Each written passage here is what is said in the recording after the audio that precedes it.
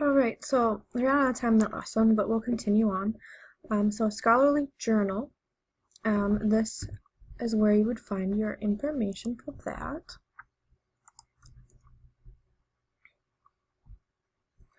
Right, so we have our article title here, our authors here, and then up here is where the rest of our information is found. So this is our journal title, and as you can see, it's abbreviated. So when you do your citation, if you have an abbreviated title like this, you have to find the full version of it. So sometimes it works to Google it, and sometimes you can go into the detailed record to find it. This is our date that was published. This number here is our volume number, and in the case of scholarly journals, you do include that. Scholarly journals usually include the volume and the issue number. The issue number isn't listed here, but I can let you know what that would look like. And then our page numbers. Sometimes if your information isn't at the top, it will be at the bottom of the page. Sometimes it's at the bottom. Otherwise, if you're not finding the information, you can go to detailed record if you're getting it from the database, and it'll give you the information you need. So right here we have our authors, our journal title, and here it's the full spelled out one. So that's what it is. Otherwise, like I said, you could Google it.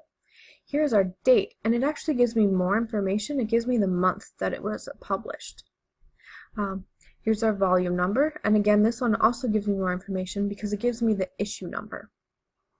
And then we have our page number. We also here at the bottom have the database that it was found in. So if we go to how we would cite that, this is what it would look like. So we have our authors here, our title, our article title, our journal title. Here I have the volume number. So keep in mind, I did this citation only using the information I got from the journal, not using anything from the detailed record. So if I had used that, this is our volume number, and if I were to put the issue number, I would do a period and then 2, and that would be that, and then a space, and then in these parentheses with the year I would put April. So when you do a date for scholarly journal, the date part gets put into parentheses, because both the volume and issue number and the date in parentheses is what lets the person know that it is a scholarly journal. Then you do your colon, then your page numbers. And then here is where you would put your database if you have one, and then the web because you found it online, and the date that you accessed it. Some questions that came up during class were, how do you tell the difference between a scholarly journal and a magazine? Typically, some things that you look for are the academic language that's used in it. Scholarly journals are usually a little bit more difficult to understand. The other thing to look for is usually they're done by prominent people, so like doctors or researchers, and a lot of the time scholarly journals include like a study or something in there. So those would be some things to look for. An online article. So this last name, first name, setting up same way as the others, your article title and quotations, your website name, the publisher or sponsor, the date published, you got it from the web, and the date you accessed it. So in this case, this is who our author is, the title, article title, the website. In this one I didn't have a publisher, so notice here that I put that NP there, and yes, you do still put your comma there. This is the date it was published, and then I got it from the web, and this is the date I accessed it. If you have that handout that should be up on Haiku, or you have it in class, or you got it in class, I forgot to put the publisher in here and on my example. So right now, make sure that you write that down so you have it correct, so if you are using that you don't get it wrong. Okay, so make sure that you put that in there because I forgot to put the publisher in there. Interviews. So you have an entire section about this using interviews. So this is what your interviews would look like when you're doing your personal interviews with your person. So you do the last name and the first name of the person you interviewed. So you write down personal interview, period, the date of your interview, period. That's all there is to it. It's the easiest thing in the world. So in this case, I interviewed Gregory Boynton, did a personal interview. It was on the 21st of July in 1987. That's all there is to it. It's the easiest thing in the world. I know some people have had watched interviews online, or that they've used videos. So this is kind of what you would do with that. A lot of MLA is going to be kind of taking pieces from other ones and kind of cobbling them together. So you do the last name, first name of your person being interviewed, if it's an interview. You do the title of your work. So if you are watching the interview on YouTube and the title of the video is Cat Goes Crazy Over Peanut Butter, that would go in the title spot.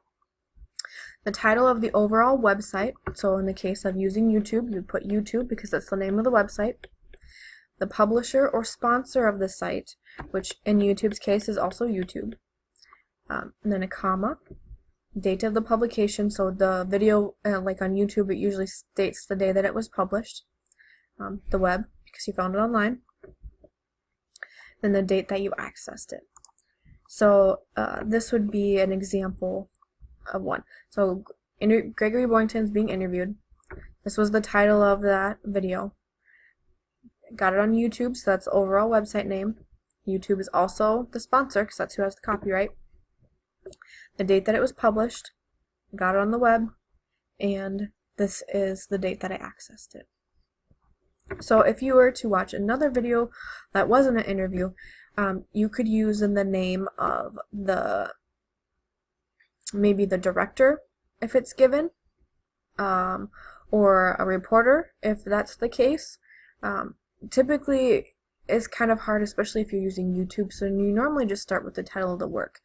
No, you cannot use the name of the username of the person's video. Then the reason why is because, one, it will typically not be their real name.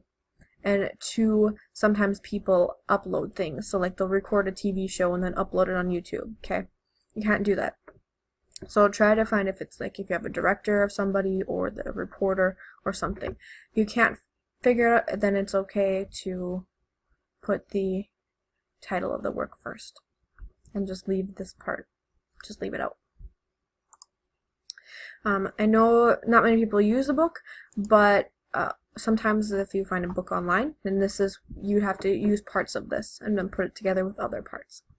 So you do your last name, first name, title of the book, which is italicized because it's a book. If you were doing a chapter, then you would do the chapter in quotation marks and then the title of the book, where it was published, the name of the publisher, the year published, and then the medium. So if it were a book and you had it printed, then it would be in print. So this is what it would look like. So we have Gregory Boynton as our author, book Baa Baa Black Sheep. It's published in New York. The publisher was Batnam. It was published in 1958, and then it was print. Okay. You have 2 to 3 authors. So some little tidbits here. You do the last name, first name, comma, and then you do first name, then last name, and then the title of the work, and then you continue on with your citation. So in this case, I have Daniel Ford, comma, and John Barth, and I continue on with my citation. This is another place in that handout that I messed up. I forgot to put this comma here on both this part and in the example. So make sure that you write that down right now and fix that. If you have 3 authors, you do it the same way, but instead of having the and here, it would be in between the second to last one and the last one. If you have 4 or more authors, you'd set up the same way. Last name, first name of the first one, and then the first name and last name of all the ones following, and then your title of your work and continuing on. Or you could do the last name, first name, et al., which we learned on Thursday means and others, and then the title of your work and continuing on. You can do it either way. We do have someone who had 10 authors, so doing et al. Would save you, otherwise you have to list them all out. Okay. If you have other questions, you can always go to OWL, Purdue.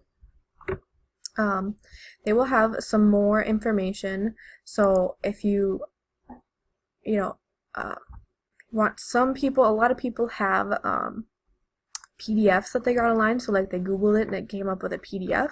So if you were in that situation, this is where you would go.